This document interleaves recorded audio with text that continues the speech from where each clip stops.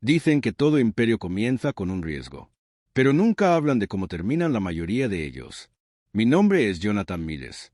Nací en un pueblo al que nadie visita, criado por un padre que siempre estaba ausente y una madre que escondía su tristeza entre montones de ropa sucia.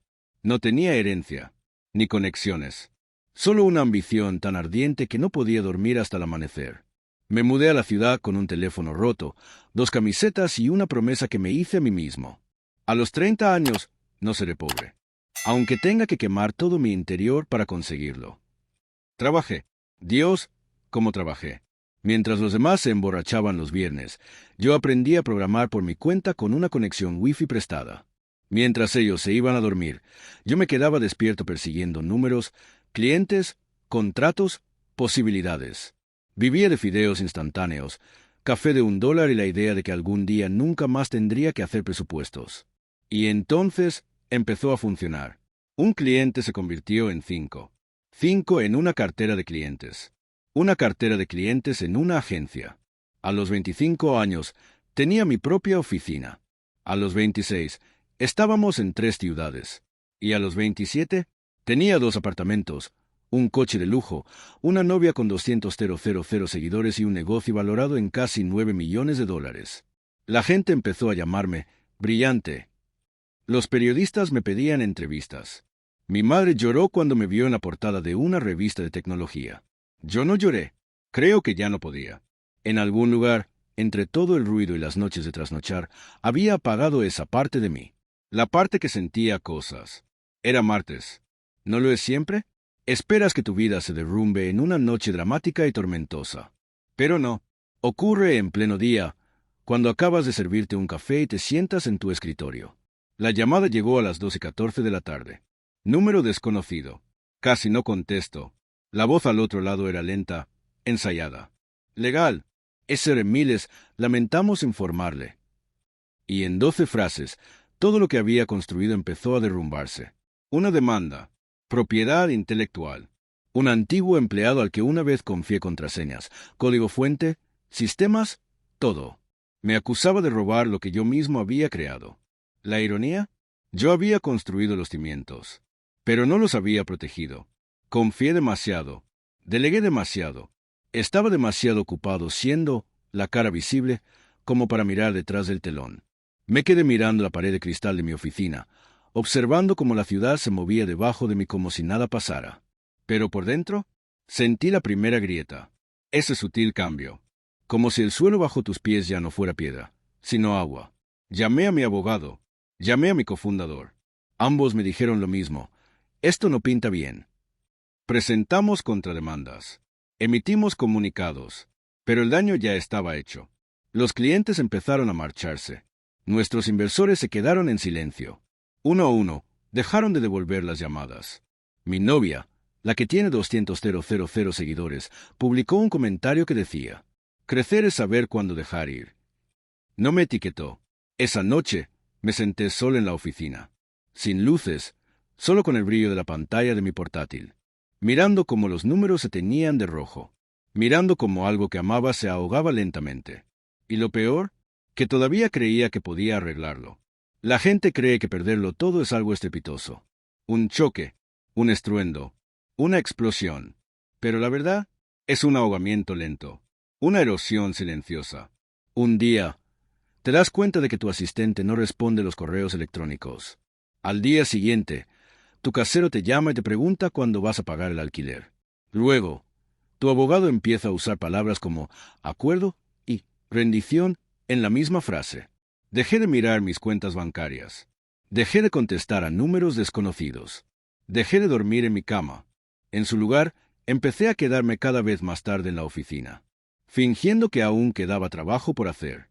Algunas noches me sentaba junto a la ventana y veía cómo se apagaban las luces de los demás edificios. Era más fácil creer que no era el único que estaba perdiendo algo. Cuando llegó la primera notificación de desahucio, ni siquiera me sorprendió.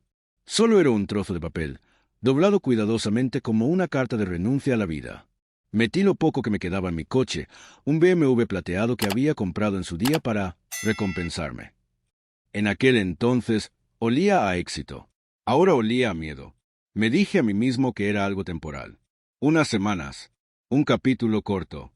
Algo de lo que podría reírme más adelante. Pero en el fondo, lo sabía. No habría risas. Algunas historias no tienen final. Algunas historias simplemente se acaban. El orgullo es silencioso. Hasta que grita dentro de ti.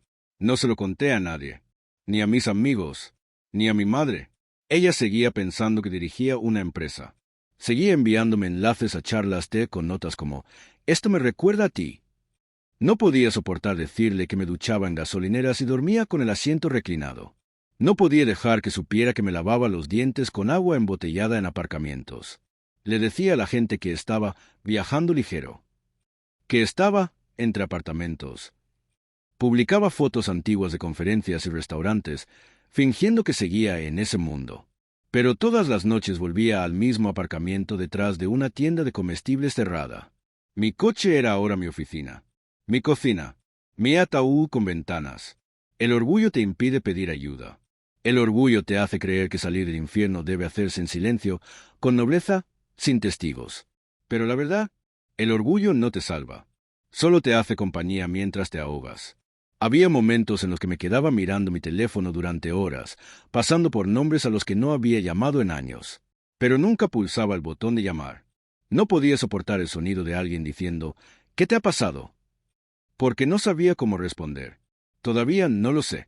Siempre pensé que tocar fondo sonaría como el ruido de cristales rompiéndose. Un grito, una sirena, algo fuerte, definitivo.